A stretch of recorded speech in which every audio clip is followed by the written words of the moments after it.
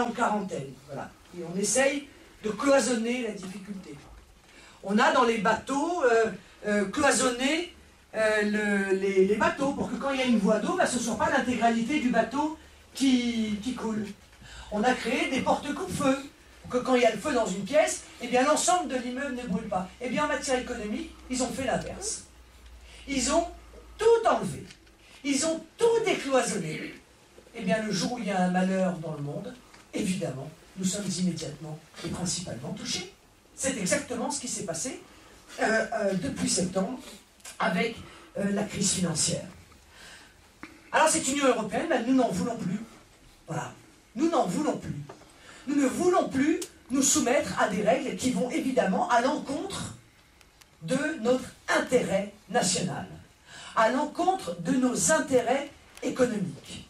Mais ce qui est rassurant, c'est qu'en réalité, la présidence française de l'Union européenne est intervenue au moment où l'ensemble des dogmes de l'Union européenne ont disparu. Je ne sais pas si vous avez remarqué, mais ils ont été incapables de se mettre d'accord sur un plan de relance économique. Ils ont dit à chaque État, débrouillez-vous, faites votre petit plan de relance à vous. Bon, ça prouvait donc que l'État-nation était par conséquent le plus à même, le plus apte à pouvoir décider comment est-ce qu'on oriente une économie. L'euro fort est en voie d'implosion, au point que, je vous le signale, la Grèce, l'Espagne et le Portugal sont en train de réfléchir à une sortie de la zone euro. Le pacte de stabilité a volé en éclats, puisque par définition, ils ont autorisé les États à s'endetter au maximum et à avoir des déficits maximum. Donc ce pacte de stabilité, qui était aussi un des dogmes, est en train de disparaître. Donc, l'Union européenne, telle que nous l'avons subie, telle que nous l'avons vécue, a l'impression d'être encore vivante, mais en réalité, elle est déjà en voie de mort. Notre rôle à nous, c'est de construire celle de demain. L'Europe que nous appelons de nos voeux, et qui est une Europe des nations. Une Europe qui respecte la souveraineté des peuples. Une Europe qui n'impose pas de manière totalitaire.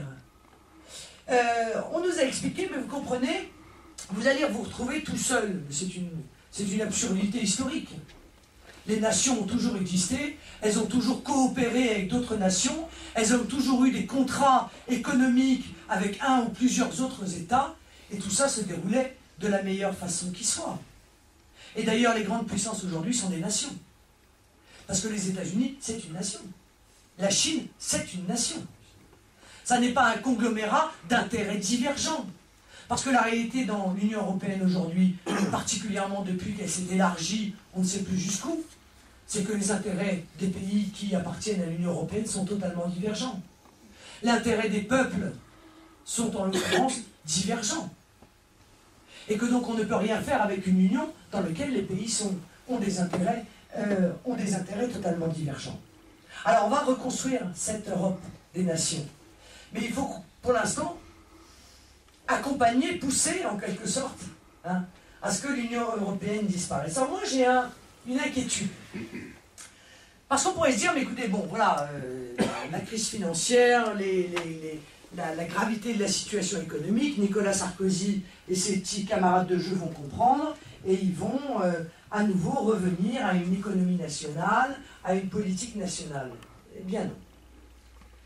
Non, parce qu'ils nous font le coup du communisme. Vous vous souvenez, on disait que le communisme ne marche pas parce qu'il n'y a pas assez de communistes. Ils nous font la même chose.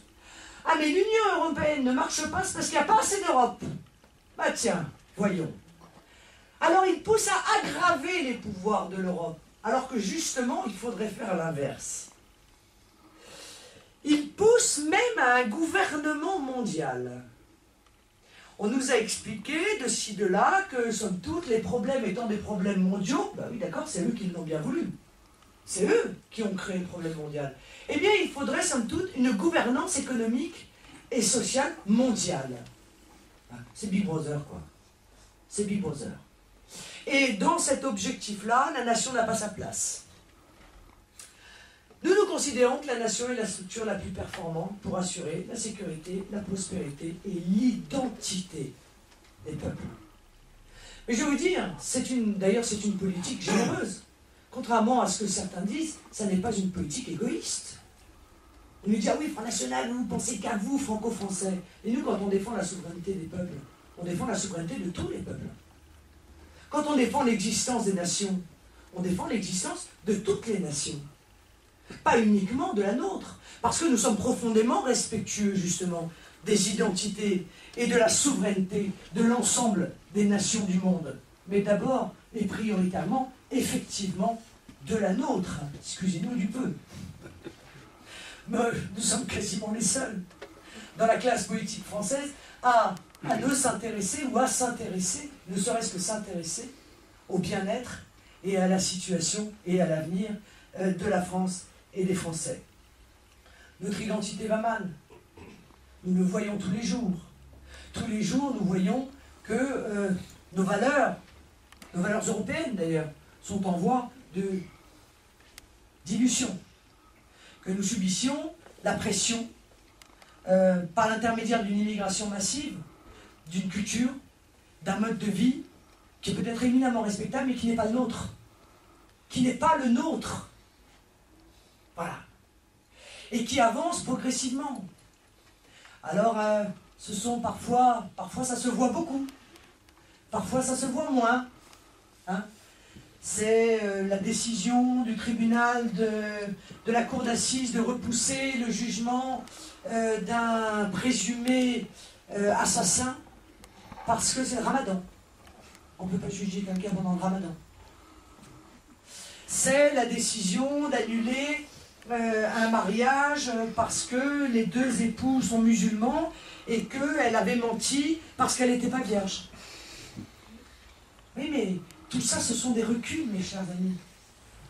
Tout ça, ce sont des reculs de nos valeurs françaises au bénéfice, encore une fois, de lois, de modes de vie qui ne sont pas les nôtres et qui entrent en confrontation, évidemment, avec les nôtres.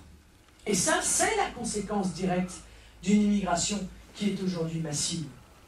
Et que nous ne pouvons plus en l'état, nous n'avons plus les moyens en l'état d'assimiler. Parce que si on peut assimiler à une petite dose, au-delà d'un certain seuil, on ne peut plus assimiler. On se pose d'ailleurs la question de savoir qui s'assimilait à qui, honnêtement, dans certains endroits.